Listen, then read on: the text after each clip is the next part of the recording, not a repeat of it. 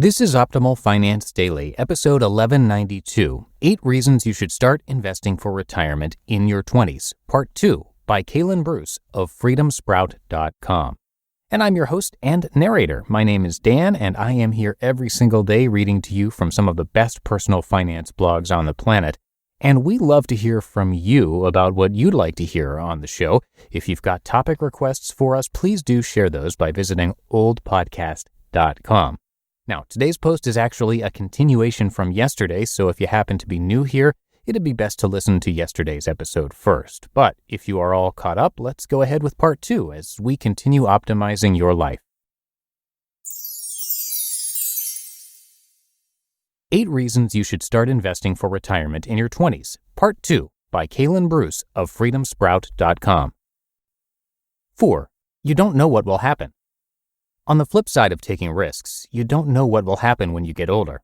God forbid an accident or disease come your way, but if that happens and you're investing now, you'll be ready for it. You don't want your children paying your retirement or your medical bills simply because you refuse to start investing for retirement early on. There's at least a 1 in 10 chance you'll be disabled before age 64, and once you hit 65, there's a 1 in 3 chance. So don't take that chance. Even if you don't have a family right now, prepare for when you do. It could cost your family up to $700,000 to care for you if you don't prepare properly. That's $700,000 out of your family's pocket because you didn't plan ahead. Oh, and do you like free money? That's another incentive to start early. 5. You may get free money. If your employer offers a match in your retirement account, that's free money. That's a 100% return on the amount you put in that they match. If you don't do anything else for retirement, at least get that match. I've heard of companies offering the typical 4 to 6% match, and I've heard of other companies offering a 100% match. Put everything you can into that retirement account to get that match. Even if you withdraw early and take a 10% hit, you still got a match for all those years. 6. You may live longer than expected. Yes, we're living longer and longer as technology and the medical industry progress. That's a well-known fact. And you don't want to outlive your money.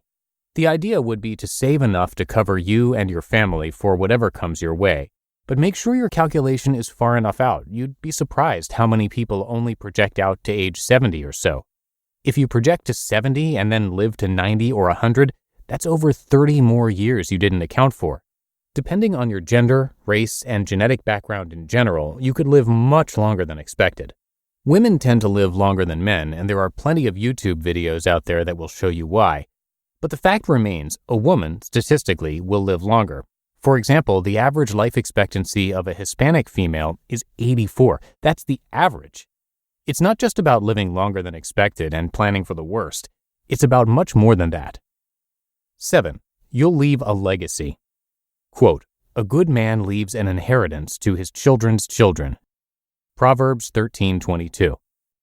How important is it to you to leave a legacy? To leave enough money to your children so they feel like they could do anything, but as Warren Buffett says, not so much that they feel like they don't have to do anything.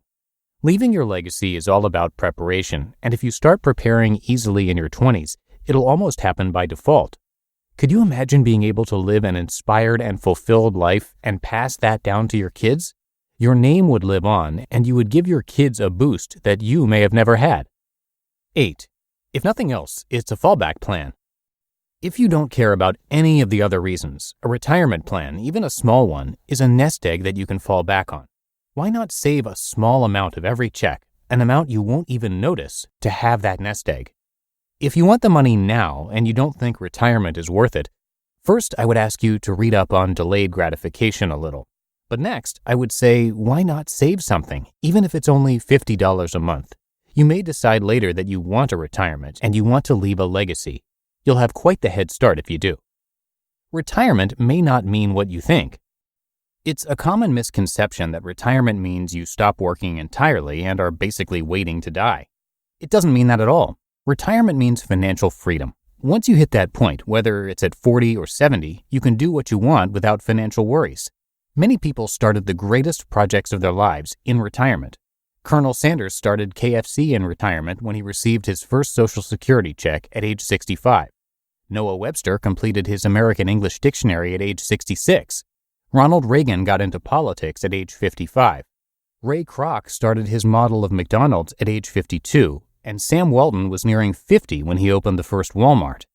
All of these things happened in the so-called retirement years, so retirement doesn't have to fit the perceived model of sitting on the front porch sipping sweet tea all day.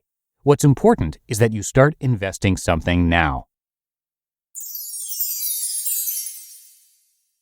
You just listened to part 2 of the post titled 8 Reasons You Should Start Investing for Retirement in Your 20s by Kalen Bruce of freedomsprout.com.